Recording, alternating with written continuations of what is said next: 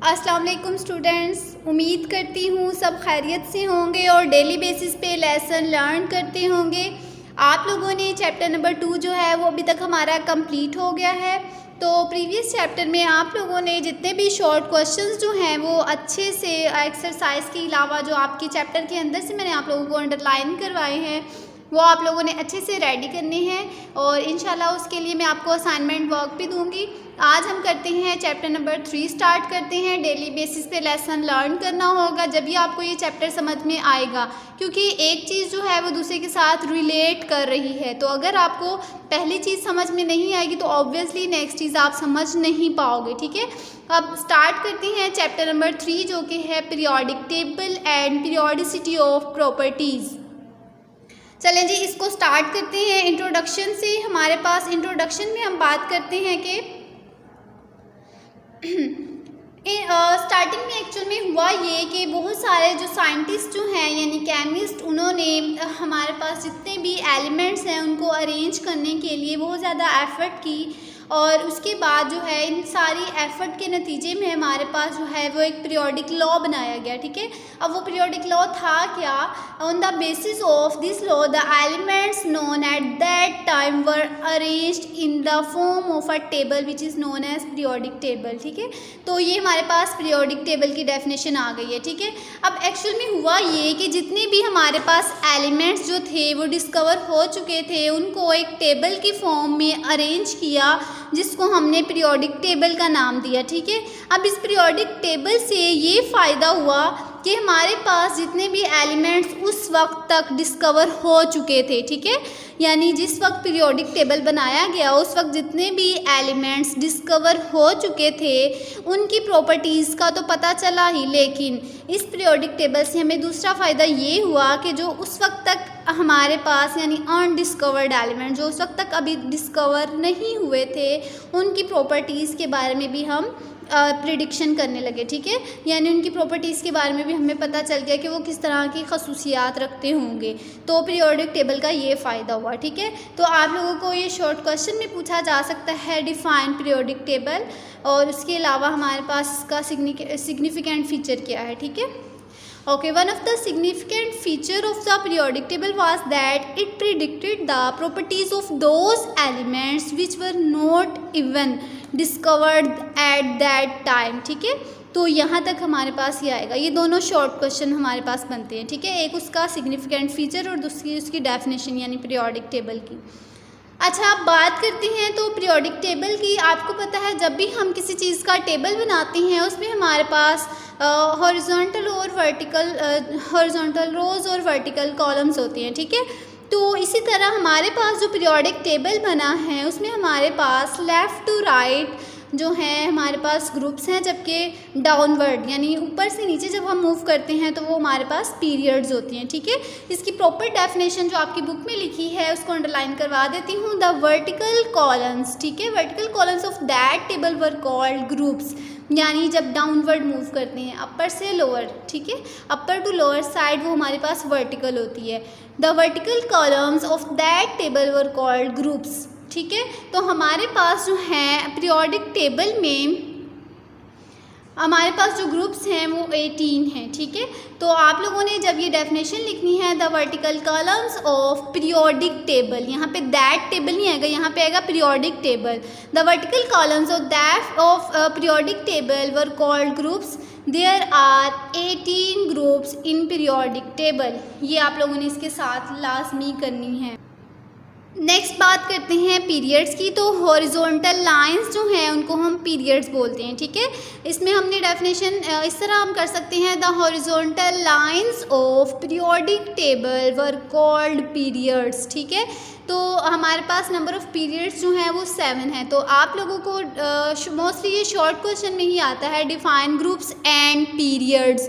तो आप लोगों ने उसमें लिखना है the vertical columns of periodic table were called groups. The horizontal lines of periodic table were called periods. अब ये एक डेफिनेशन जस्ट जो है वो काफ़ी नहीं है, इसके साथ एग्जांपल मस्ट होती है। तो एग्जांपल के तौर पे आप लोगों ने इसकी जो है एक लाइन मज़ीद जो है वो ऐड करनी है, वो ये ग्रुप्स के साथ आप लिखोगे there are 18 groups in periodic table, जबकि पीरियड की डेफिनेशन में आप लिखोगे there are 7 periods in periodic table. ठीक है, अब आपको पता है किसी भी चीज़ को जो है वो अरेंज करने के लिए हम एक चीज़ बेसिक रखते हैं, यानी इस बेस पे हमने उसको अरेंज करना है। ठीक है, तो इसका मतलब कि पीरियोडिक टेबल को अरेंज करने के लिए भी, यानी पीरियोडिक टेबल में एलिमेंट्स को अरेंज करने के लिए भी कोई चीज़ बेसिक रखी गई। ठीक है, तो वो बेसिक चीज़ क्या थी वो हम देखते हैं। ठीक है, the orderly arrangement of elements generally coincided with their increasing atomic number. The periodic table contains huge amount of information for scientists. ठीक है, आप लोगों ने ये लाइन जो है वो MCQ के लिए करनी है, इंक्रीजिंग एटॉमिक नंबर वाली। ठीक है, यहाँ तक हमने सिंपल जो है वो जनरल बातें की हैं, यानी इसकी डेफिनेशंस आ रही हैं इसमें कुछ, जैसे कि पीरियोडिक टेबल की आ रही है, significant feature of periodic table आ रहा है, ग्रुप्स की डेफिनेशन आती है, इसमें पीरियड की डेफिनेशन आती है, जस्ट यहाँ तक। ठीक है, अब बात करते हैं, तो जब आप लोगों ने ग्रुप्स और पीरियड्स की डेफिनेशन लिखनी है, उसमें आप लोगों ने नंबर ऑफ़ ग्रुप्स और पीरियड्स भी मेंशन करने हैं, उसके साथ साथ आप लोगों ने ये एक लाइन और मज़ीद ऐड करनी है, वो ये कि in groups the properties of elements remain same, in periods the properties of elements becomes change. ठीक है, तो आप लोगों ने ये आप लोगों की नेक्स्ट जो है टॉपिक में भी मौजूद हैं ये लाइंस, तो आप लोग वहाँ से ऐड कर लीजिएगा। ठीक है, तो एटलीस्ट 3 लाइंस की मौजूद होनी चाहिए पीरियड और ग्रुप की डेफिनेशन में। चलें आप करते हैं periodic table. Start with the discovery of the periodic table. The study of individual properties of the known elements is reduce to study of few groups. Actual में स्टूडेंट्स होता ये है कि लाइक अगर मैं बात करती हूँ और एक रूम में मैं रख देती हूँ डिफरेंट जो है वो स्पीशीज़ ऑफ एनिमल्स। ठीक है, लाइक मैं रख देती हूँ कैट्स, डॉग्स, ह्यूमन बींग्स और उसके अलावा लाइक हॉर्सेस। तो अब मैं ये बोलूँगी अब उनकी डिफरेंट जो है वेराइटीज़ होंगी। ठीक है, तो अब हर एक को डिस्कस करना, यानी मैं ये बोलूँ कि इस वाले हॉर्स की ये प्रॉपर्टी है, ये कैट जो है इसमें ये स्पेशलिटी है, या इस वाले डॉग की ये स्पेशलिटी है, या इस ह्यूमन बीइंग ये जो हमारे पास ह्यूमन बीइंग्स हैं इनमें ये कुछ जो है उनका कलर फेयर है, कुछ की हाइट जो है वो कम है या कुछ ज़्यादा हाइटेड है। तो हर एक को डिस्कस करने और उनकी प्रॉपर्टीज़ जो हैं उनके बारे में डिटेल में स्टडी करना ज़्यादा मुश्किल हो जाता है और उस पर टाइम भी ज़्यादा लगता है। ठीक है, तो इसकी जगह अगर मैं ये करूँ कि बहुत 3-4 रूम ले लूँ, ठीक है, और हर रूम में मैं डिफरेंट लाइक मैं अगर एक रूम में सारी कैट्स रख दूँ, एक रूम में सारे डॉग्स, एक में सारे हॉर्सेस, एक में लाइक ह्यूमन बींग्स। ठीक है, तो अब मैं ये बोलूँ कि हमारे पास जो और इनके नेम रख दूँ, ठीक है, लाइक हमारे पास रूम नंबर 1, 2, 3 एंड 4, 1 में हमने कैट्स रख दी, 2 में डॉग्स, 3 में हॉर्सेस और 4th 1 में इंसान रख दिए। ठीक है,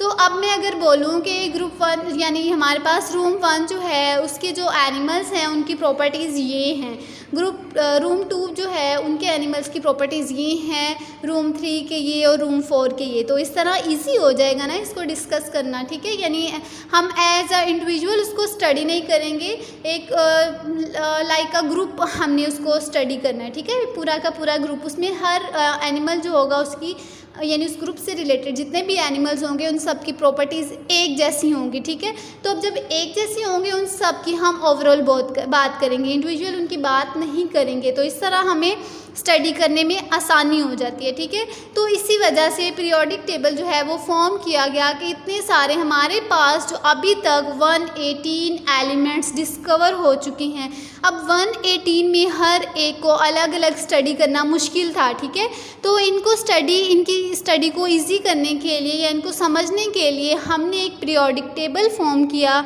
जिसमें ग्रुप्स बनाए, जिसमें पीरियड्स बनाए। अब ग्रुप्स में वो वाले एलिमेंट्स आते हैं जिनकी प्रॉपर्टीज सेम आती हैं, जबकि पीरियड्स में वो आते हैं जिनकी प्रॉपर्टीज़ डिफरेंट आती हैं। ठीक है, तो इस वजह से उनको स्टडी करना आसान हो गया। अब उसके लिए हमारे पास अब पीरियोडिक टेबल जो है वो इसी तरह एकदम से नहीं बन गया, बस उसके लिए भी डिफरेंट साइंटिस्ट जो थे उन्होंने अपनी अपनी थ्योरीज़ पेश की और अपने अपने लॉज पेश किए और उसके अकॉर्डिंग जो है फिर उसको अरेंज किया गया और फाइनल हमारे पास जो सेट हुआ वो हम जो आप 9th क्लास में पढ़ते हैं on the basis of atomic number उनको सेट किया गया। ठीक है, तो फर्स्ट वन जो है हमारे पास हम स्टार्ट करते हैं डुबेनर्स ट्राइएड से। ठीक है, तो ये एक साइंटिस्ट था डुबेनर, अ जर्मन केमिस्ट। ठीक है, A German chemist, Duberners observed relationship between atomic masses of several groups of 3 elements called triads.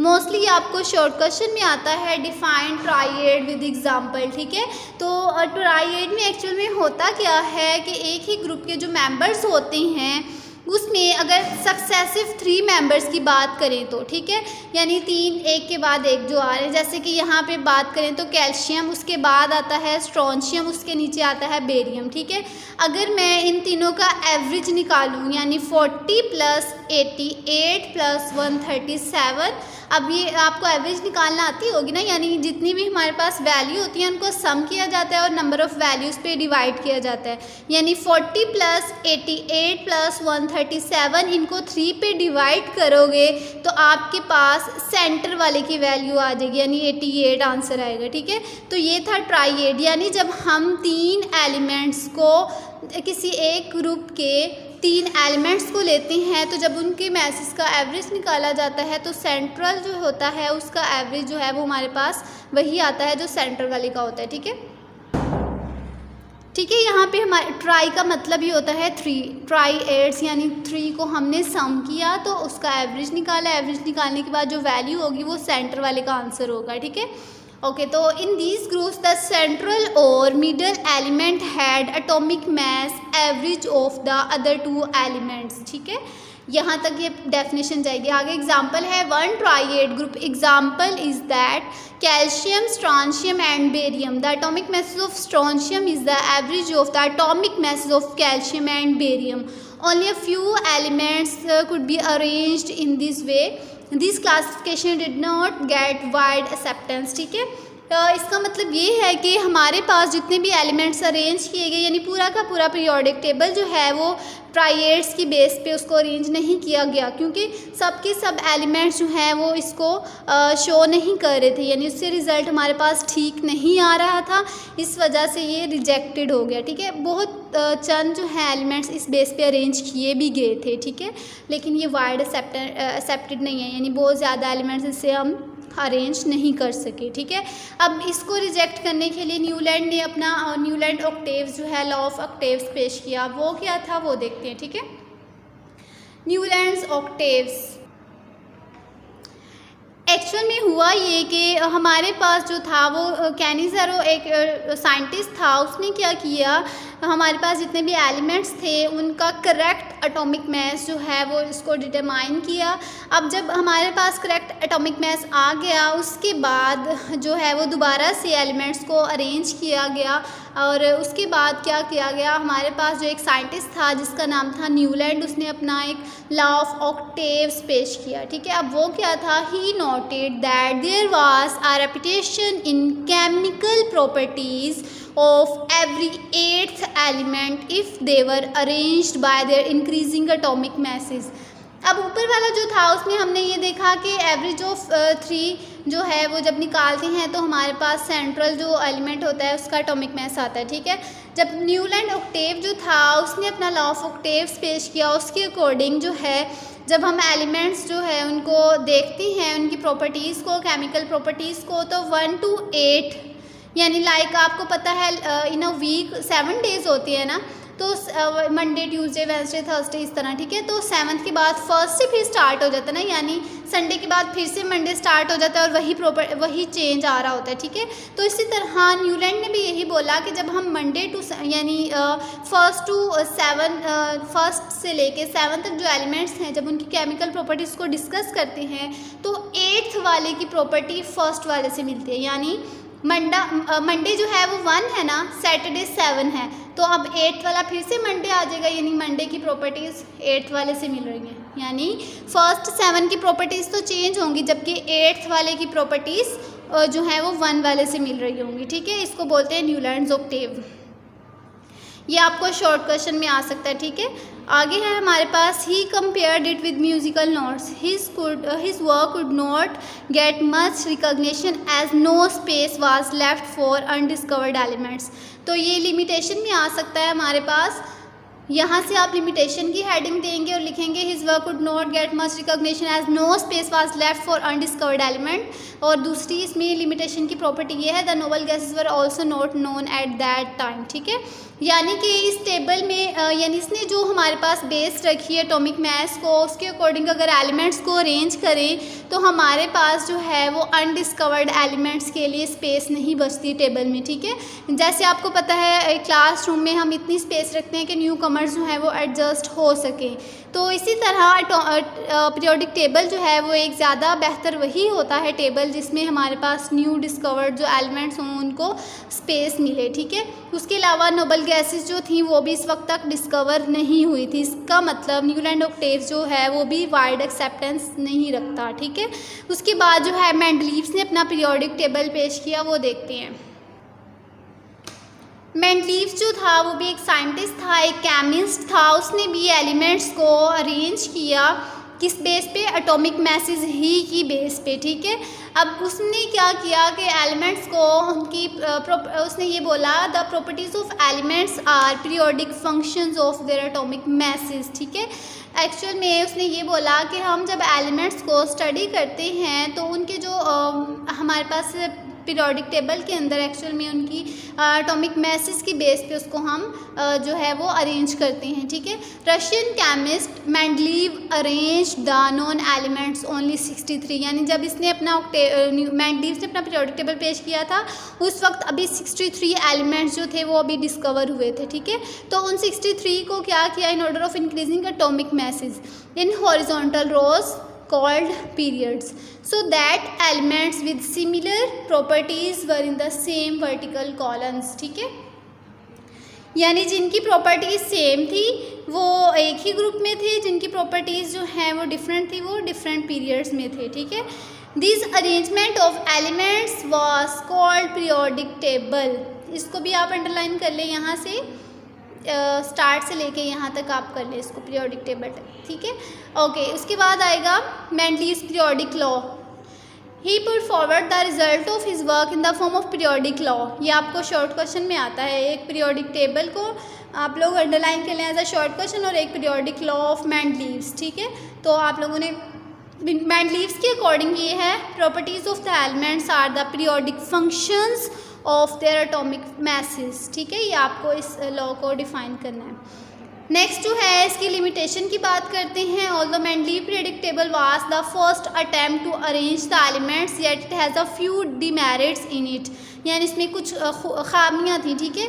His failure, यहाँ से आएगा, his failure to explain the position of isotopes and wrong order of atomic mass of some elements suggested that the atomic mass of an element cannot serve as the basis for the arrangement of elements, ठीक है। इसने जो है atomic message की base पे जो है elements को अरेंज किया, लेकिन अरेंजमेंट जो है वो ठीक से उसको सेट नहीं हुआ, एलिमेंट्स को सेट नहीं कर पाया। उसकी रीज़न ये थी कि आइसोटॉप की एक तो पोजीशन ठीक नहीं थी और दूसरा ये कि एटॉमिक मैसेज जो बेस रखा गया वो एक्चुअल में ठीक नहीं था, ठीक है। उसकी बेस पे एलिमेंट्स अरेंज नहीं ठीक हो पा रहे थे, ठीक है। तो इसका मतलब मेंडलीव्स का पीरियोडिक टेबल भी रिजेक्ट हो गया। ओके स्टूडेंट्स, तो मेंडलीव्स का पीरियोडिक लॉ जो है उसको भी रिजेक्ट कर दिया गया। उसके बाद हुआ ये कि एच मोज़ले एक साइंटिस्ट था, उसने हम क्या किया कि एलिमेंट्स की एटॉमिक नंबर्स को जो है वो डिस्कवर किया, ठीक है। उसने ये बोला कि एटॉमिक मास की जगह अगर हम एटॉमिक नंबर को बेस रख के एलिमेंट्स को अरेंज करें तो हमारे पास ज़्यादा एक्यूरेट पोजीशन आती है, ठीक है। तो अकॉर्डिंग टू मोज़ले हमने फिर एलिमेंट्स को अरेंज किया और अरेंज करने से जो अब हम पीरियोडिक टेबल जो है वो यूज़ करते हैं या जिसको स्टडी करते हैं वो एटॉमिक नंबर की बेस पे, यानी यही वाला था हमारे पास, ठीक है। इसी के अकॉर्डिंग एच मोज़ले के अकॉर्डिंग जो पेश किया गया उसी को ही हमने बेस रखा, ठीक है, और वही अब स्टडी किया जाता है। In 1913 H Moseley discovered a new property of the elements atomic number. He observed that atomic number instead of atomic mass should become should determine the position of element in the periodic table and accordingly the periodic law amended as the properties, ये हमारे पास आएगा according to Moseley's the periodic law, ठीक है। Define periodic law according to H Moseley. तो यहाँ पे आप लिखोगे the properties of the elements are periodic functions of their atomic numbers, ठीक है, यहाँ तक आएगा। Atomic number of an element is equal to the number of electrons in the neutral atom, ठीक है। So atomic number provides the basis of electronic configuration as well. ये आप लोगों ने प्रीवियस फर्स्ट चैप्टर में भी पढ़ा है कि एक्चुअल में नंबर ऑफ़ इलेक्ट्रॉन्स जो है वही हमारे पास एटॉमिक नंबर होता है, ठीक है, यानी कि नंबर ऑफ़ प्रोटॉन्स। तो सिंपल हमने यहाँ पे आप लोगों ने जो करना है वो ये कि इसमें आप लोगों ने शॉर्ट क्वेश्चन एक आता है डिफाइन एच मोस्लेस पीरियोडिक लॉ, तो ये आएगा यहाँ से प्रॉपर्टीज़ ऑफ द एलिमेंट्स यहाँ से लेके यहाँ तक। तो H Moseley discover property of element in 1913, ये आप लोगों ने एमसीक्यू के लिए याद रखना है, ठीक है। तो इसमें ये हमारे पास चीज़ होगी, यानी आप लोगों ने इसके अलावा ये करना है atomic number provides the basis of electronic configuration as well, ये आपको एक लाइन करवा दी जाएगी, ठीक है। ओके, नेक्स्ट है हमारे पास ये इंटरेस्टिंग इन्फॉर्मेशन है एक, atomic number is more fundamental property than atomic mass, ठीक है। वाई, ये आपको शॉर्ट में आ सकता है because atomic number of every element is fixed and it increases regularly by 1 from element to element, no two elements can have the same atomic number, ठीक है। यानी जब हम एलिमेंट टू एलिमेंट मूव करते हैं तो एटॉमिक नंबर जो है वो रेगुलर चल रहा होता है, यानी 1 के बाद 2 वाला, फिर 3, फिर 4, जबकि एटॉमिक मास जो है 1 के बाद 3 भी आ सकता है, फिर 7 भी आ सकता है, यानी चेंज आता है, ठीक है। तो इस वजह से एटॉमिक नंबर जो है वो ज़्यादा एक्यूरेट चीज़ है। नेक्स्ट चलते हैं मॉडर्न पीरियोडिक टेबल, ठीक है। ये भी जो है एच मोस्ले को ही बेस रख के बनाया गया था। Atomic number of an element is more fundamental property than atomic mass, ठीक है, इन 2 रिस्पेक्ट्स। अब वो मतलब ये आपको शॉर्ट क्वेश्चन में भी आ सकता है, why atomic number is more fundamental property than atomic mass, ठीक है। तो इसमें आप लोगों ने पॉइंट 1 आएगा, it increases regularly from element to element. ये हमने ऊपर भी यहाँ पे भी बात की थी, एक इंटरेस्टिंग इन्फॉर्मेशन जो हमने ऊपर पढ़ी है, तो उसमें भी मैंने आपको बताया था कि एक एलिमेंट से जब दूसरे एलिमेंट में मूव करते हैं तो रेगुलर चेंज आ रहा होता है, यानी 1 के बाद, और ये ऑब्वियस चीज़ है कि अगला वाला जो एलिमेंट है उसका एटॉमिक नंबर 2 होगा, 2 के बाद अगला जो होगा उसका 3 होगा, ठीक है। एक तो ये हो गई, दूसरी ये है it is fixed for every element, यानी हर एलिमेंट का एटॉमिक नंबर जो है वो फिक्स्ड होता है, ठीक है। So the discovery of atomic number of an element in 1913, ये आप लोगों ने याद रखना, ये मोस्ट इंपॉर्टेंट है कि एटॉमिक नंबर कब डिस्कवर हुआ और किसने किया, एच मोस्ले ने किया 1913 में, ठीक है। In 1913 led to change in Mendeleev's periodic law which was based on atomic mass. इसमें आप लोगों ने जस्ट ये शॉर्ट क्वेश्चन ही करना है, why the atomic number of an element is more fundamental property than atomic mass, ठीक है। तो इसमें ए और बी ये दोनों चीज़ें आएंगी जस्ट यहाँ तक, ठीक। उसके बाद हम बात करते हैं सेकेंड पैराग्राफ की तरफ चलते हैं। The modern periodic table is based upon the arrangement of the elements according to increasing atomic number, ठीक है।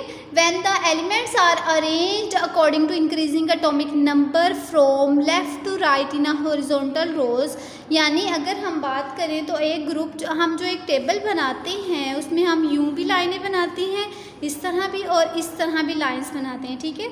तो हमारे पास जो हॉरिजॉन्टल रोज होती हैं ना, यानी वो इस तरह होती हैं लेफ़्ट टू राइट, ठीक। तो लेफ़्ट टू राइट जब हम इंक्रीजिंग एटॉमिक नंबर्स यानी 1 2 3 4 5, तो ये 1 इस एलिमेंट्स का एटॉमिक नंबर जो अगर डिस्कस करें तो इस वाले का 1 होगा, इससे अगले वाले का 2, फिर 3, फिर 4, इस तरह चलता जाएगा, ठीक है।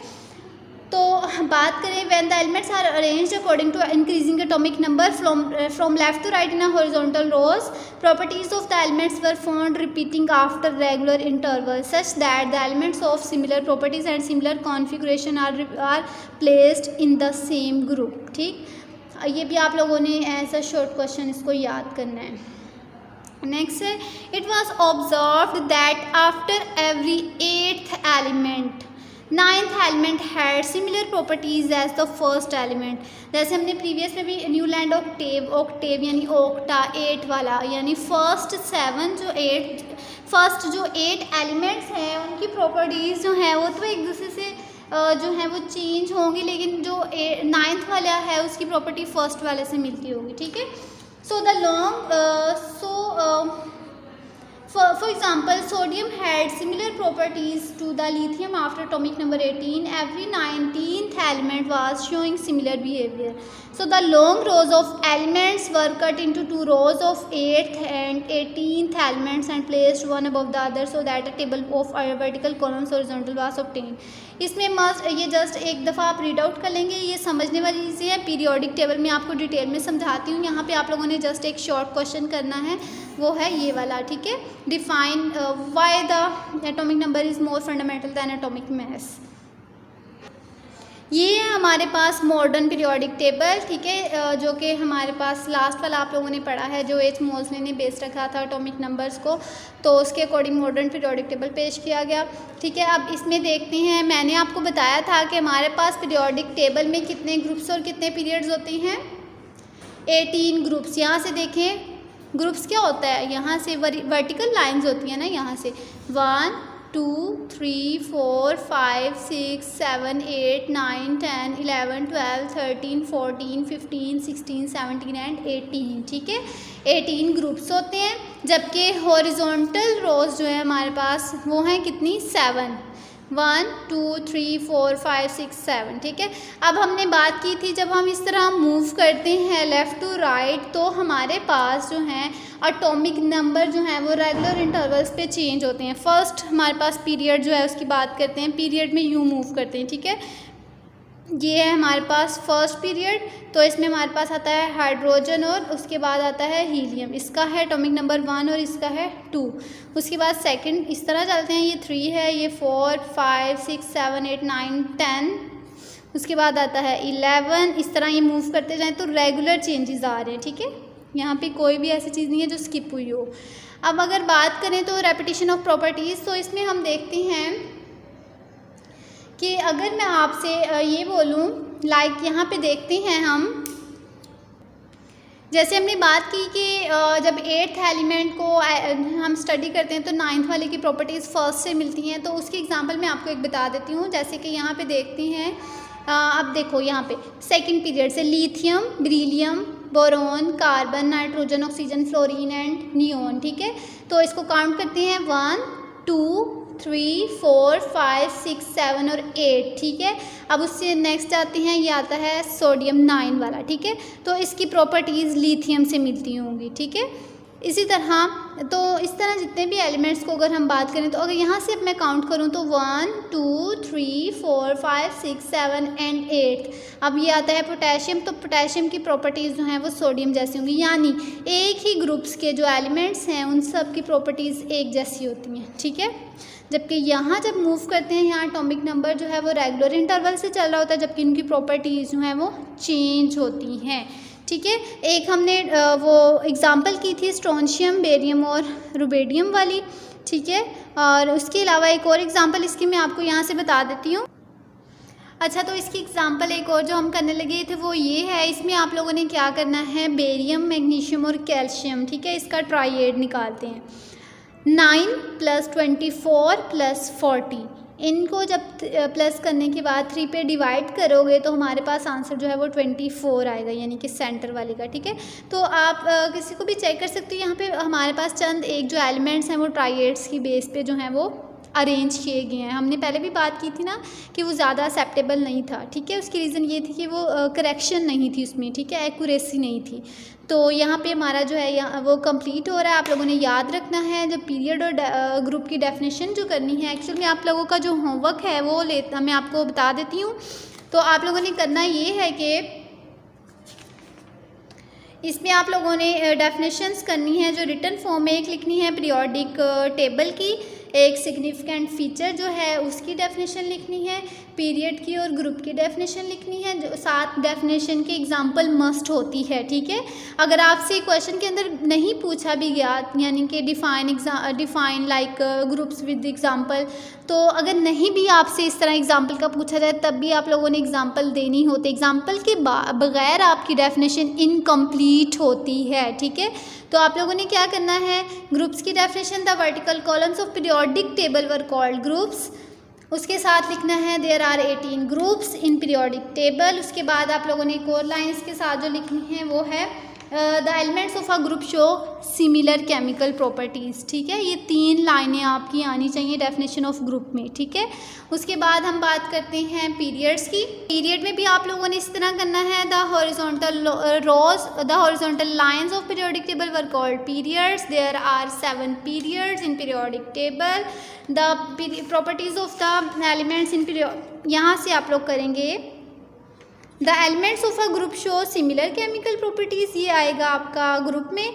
The elements of a period show different properties, ये आएगा पीरियड में। तो ग्रुप और पीरियड में 3 पॉइंट्स आप लोगों के हो गए हैं। ठीक है, एक उनकी डेफिनेशन, एक उनका नंबर और तीसरा उनकी ये प्रॉपर्टीज़। ठीक, ये हो गया। उसके अलावा आप लोगों ने ट्राइएड की डेफिनेशन विद एग्जांपल करनी है। ठीक है, ये वाली नुबेरनर्स ट्राइएड्स, यहाँ तक डेफिनेशन जाएगी। उसके बाद एग्जांपल है यहाँ से 3rd लाइन के लास्ट से 1 ट्राइएड एग्जांपल यहाँ से लेके 2nd लास्ट लाइन तक कैल्शियम एंड बेरियम। ठीक है, उसके बाद इसकी लिमिटेशन है ओनली अ फ्यू एलिमेंट्स, ये सारी इसकी लिमिटेशन है। ठीक है, न्यूलैंड ऑक्टेव्स, तो उसमें आप लोगों ने डेफिनेशन लिखनी है लॉ ऑफ ऑक्टेव्स की, जो कि यहाँ से स्टार्ट होती है यहाँ से लेके यहाँ तक। उसके बाद लिमिटेशंस जो है वो लास्ट वाली 3 लाइंस हैं। ठीक, मेंडलीव्स पीरियोडिक टेबल, इसमें आप लोगों ने डिफाइन मेंडलीव्स पीरियोडिक लॉ। ठीक है, तो ये आप लोगों का यहाँ से लेके यहाँ तक आएगा। ठीक, उसके अलावा इसकी लिमिटेशंस जो है वो यहाँ से आती हैं 2nd लाइन से लास्ट पैराग्राफ की, यहाँ से लेके यहाँ तक आएंगी आप लोगों की लिमिटेशंस। नेक्स्ट क्वेश्चन जो है वो आपका आएगा why the atomic number is more fundamental than atomic mass. तो इसमें आप लोगों ने ए और बी ये दोनों प्रॉपर्टीज़ लिखनी है। That's it. यहाँ से आप लोगों का ये इतना होमवर्क है, ये आप लोगों ने रिटन फॉर्म में लिखना है और बाकी सारा याद करना है। यहाँ से हमारा लेक्चर जो है वो कंप्लीट होता है। अच्छे से याद कीजिएगा। अल्लाह हाफिज़।